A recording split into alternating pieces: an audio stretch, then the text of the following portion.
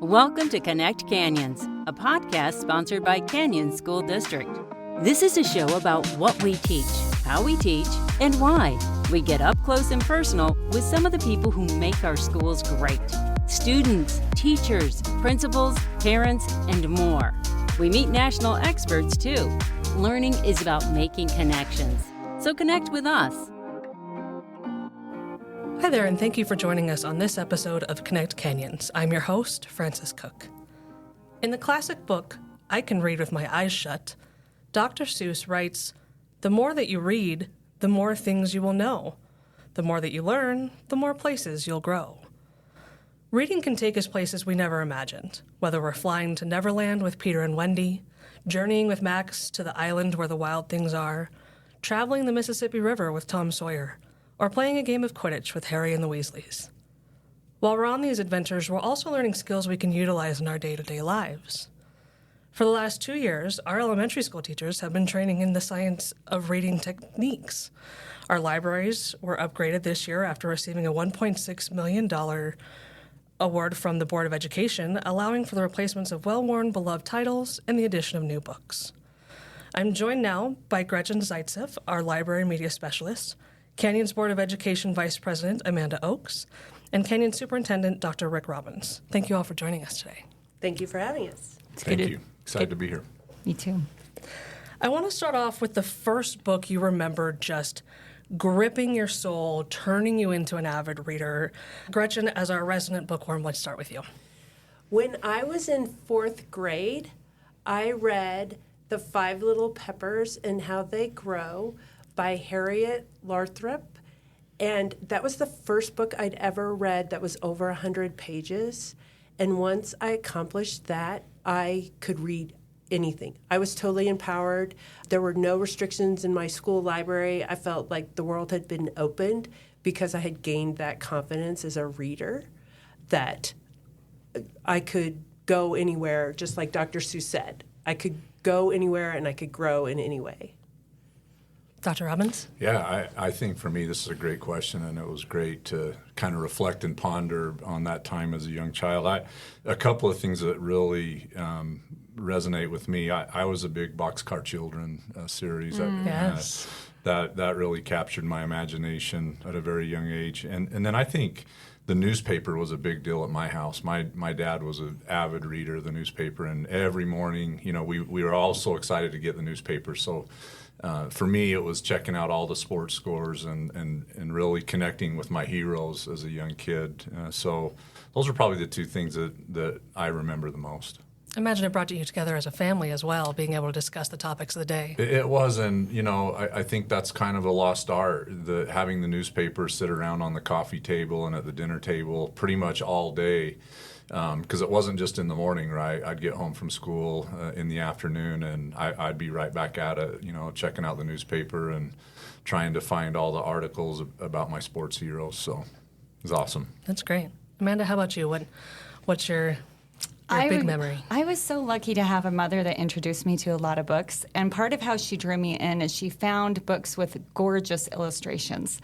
She found, like Greg Hildebrandt, I don't know if you know who he is, but he is an illustrator that has just incredible work.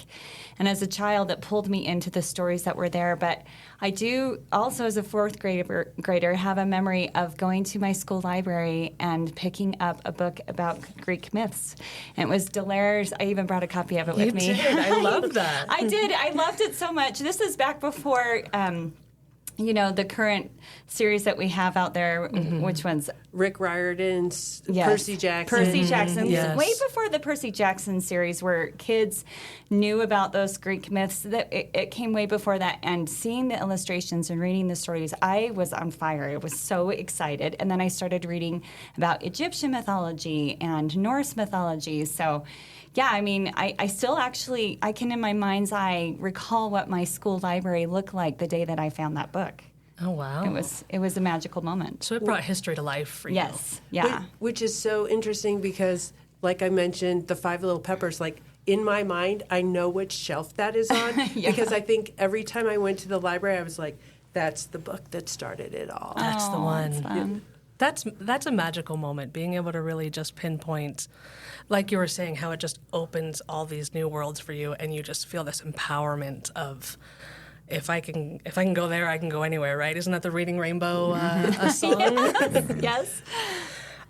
So how about a go-to genre or maybe a favorite character? I have two. I am a big fantasy fan. So I have read a lot of young adult fantasy as part of my career. And, it's all those Harry Potter, Percy Jackson. There's lots of different series that we had to make room on the shelf for in school libraries. But I love the Pride and Prejudice trope.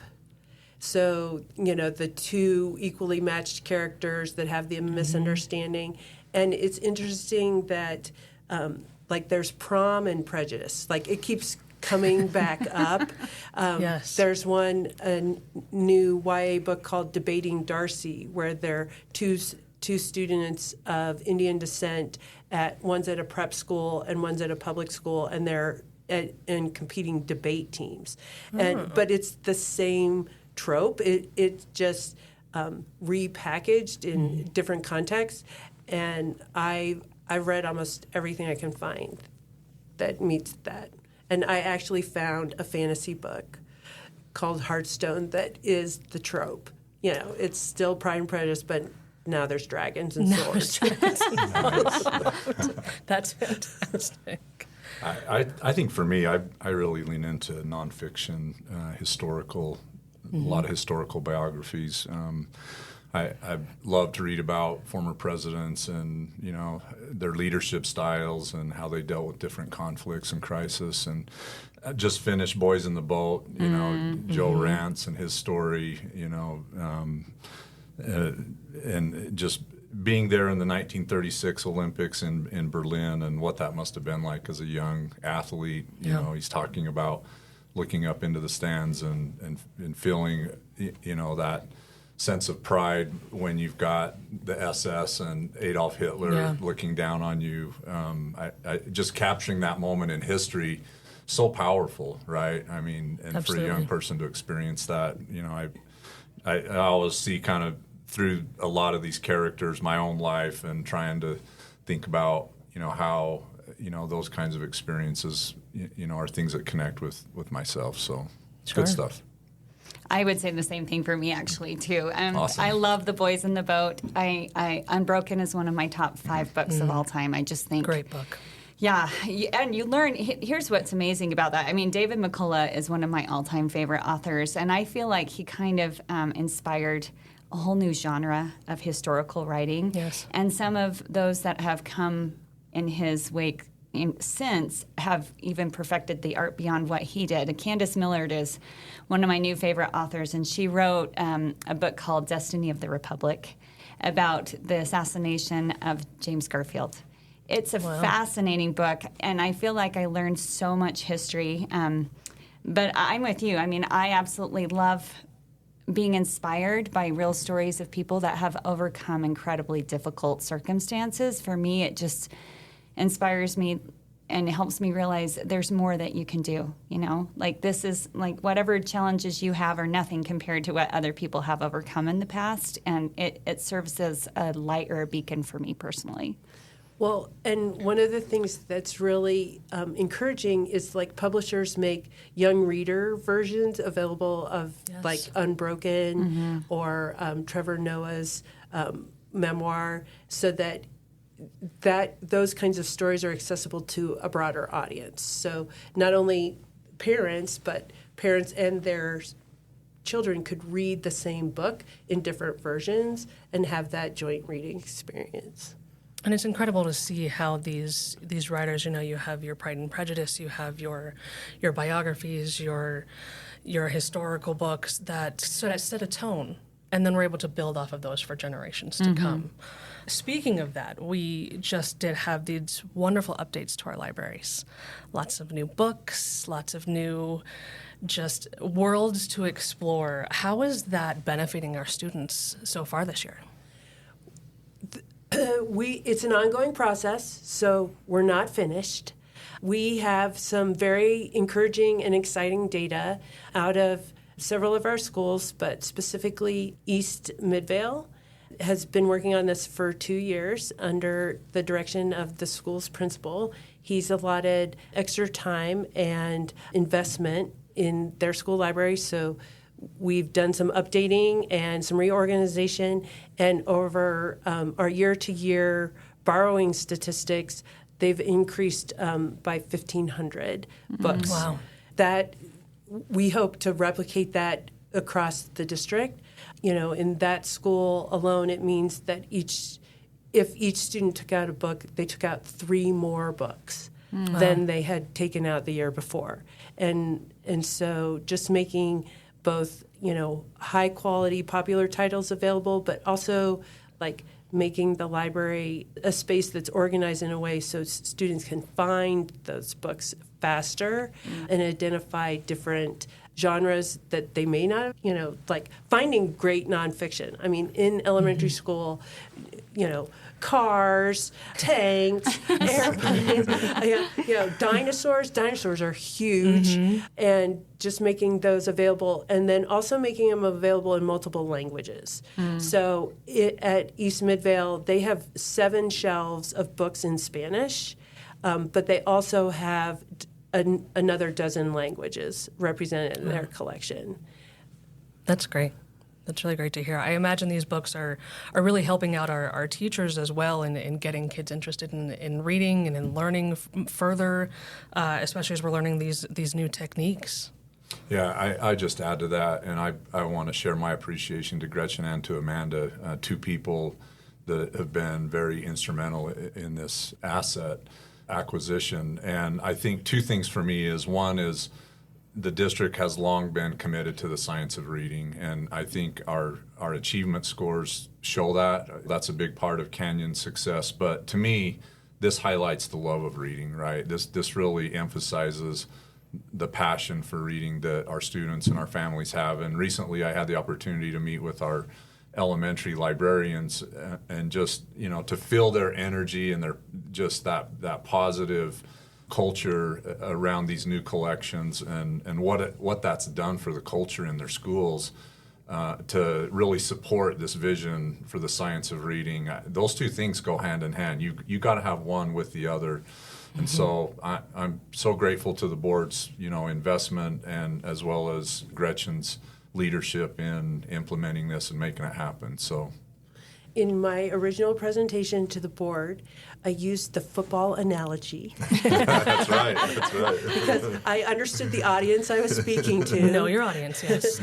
And really, just like we have, fields that our sports teams practice on, a library is a place where a student practices reading. Right. Yes. So they learn to read in the classroom, but they practice in that opportunity to self-select, work with their families to identify books that are a right fit for them, and then to be able to read those as a family, to take them home, to have that joint experience with their parents or younger siblings where they're sharing these stories, and then being able to return that book and get something new. So that is very exciting. And I have our youngest readers are just chomping at the bit to check out, which should be eminently part of their brain booster experience. But we do have to do some instruction first on book care and what it means to borrow. We have students who are coming to our district who've never been in a learning environment where they've had an opportunity to borrow books. And so teaching them about libraries and the function of libraries has been very exciting.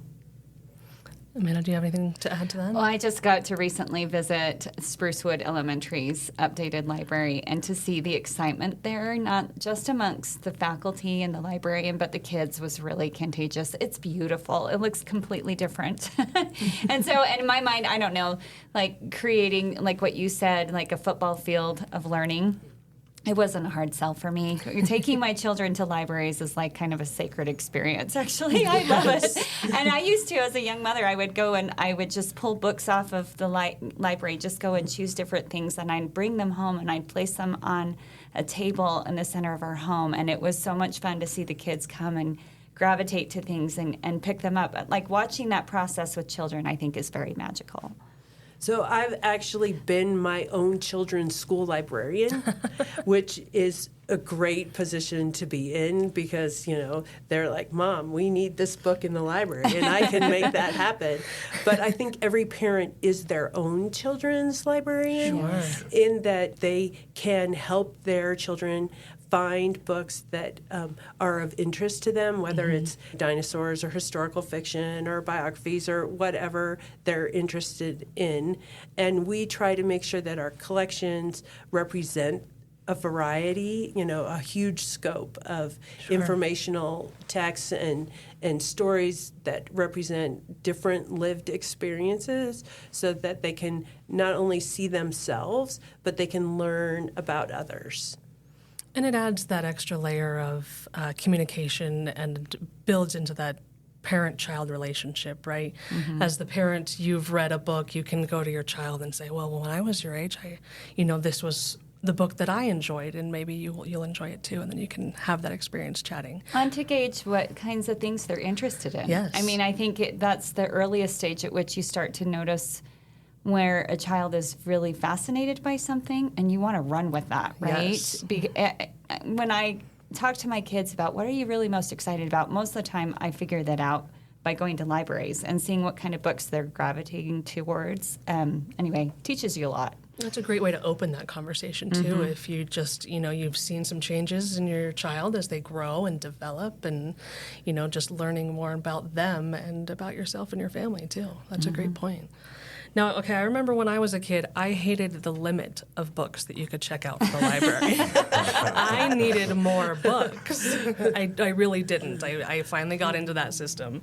I'm sure you all are still avid readers. I think it's hard to be in communication and not enjoy reading to some extent. So tell me what you're reading or listening to now. Are we reading physical books? Are we into the audiobooks?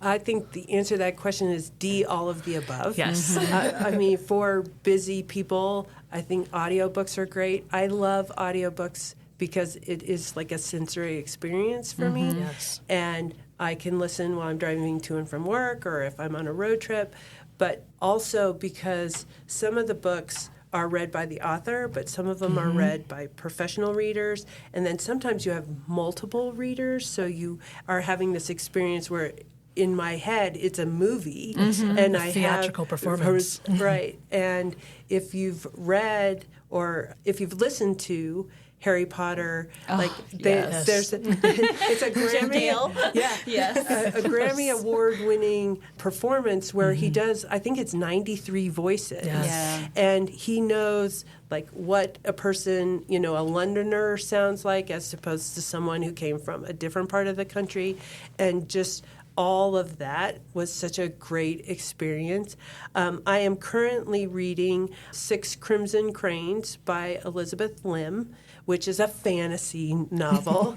It's on the state's Beehive Book Award list, so it's part of a list that a professional group puts out every year, and then students K-5 can read the books, and ultimately there's like a vote, state vote. Sure. So I have raised children who are avid readers, and my daughter said this was one of the best books she's read recently, so it was kind of a no-brainer to pick up, and I'm making my way through that.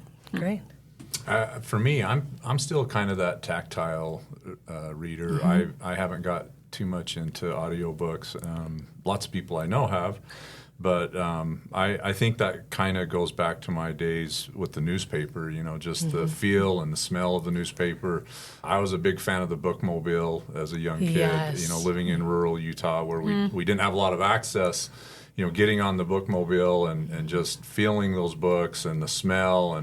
And so I still like to have it in hand and get a sense, for the book that way. And I just barely started Undefeated, the Jim Thorpe story, a legendary college football player in his own right. And so I'm excited to get deeper into that book. So most of my adult life has really been centered around reading professional journals and books and texts.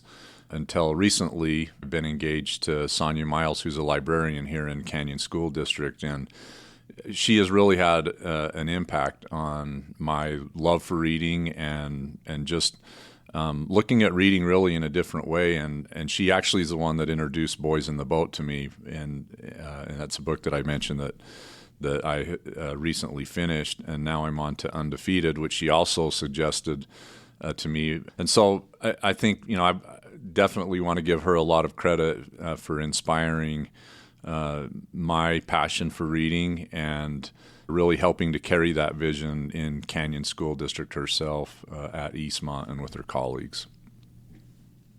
I usually have 5 or 6 books going at the same time. Depending what kind of mood I'm in, I'm always doing audiobooks, and I would echo what Gretchen has to say. Honestly, like anything that Jeremy Irons has ever narrated is amazing. Yes. The Alchemist is like that, and every few years I have to listen to it. But currently I'm listening to a book called I Have Been Buried Under Years of Dust.